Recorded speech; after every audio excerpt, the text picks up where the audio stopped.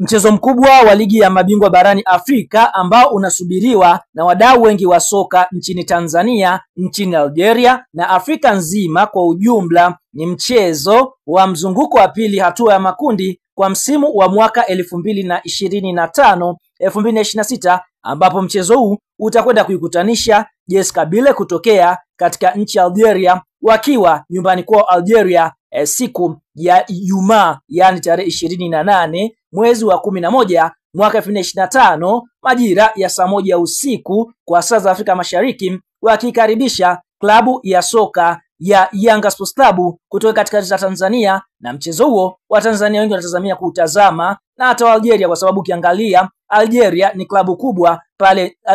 JS Kabylie ni klabu kubwa pale Algeria, bila kusahau Young Africans ni klabu kubwa kutokea Tanzania na ukanda wa Afrika Mashariki. Kwa hiyo mechi hiyo tunaona ina mvuto kweli kweli.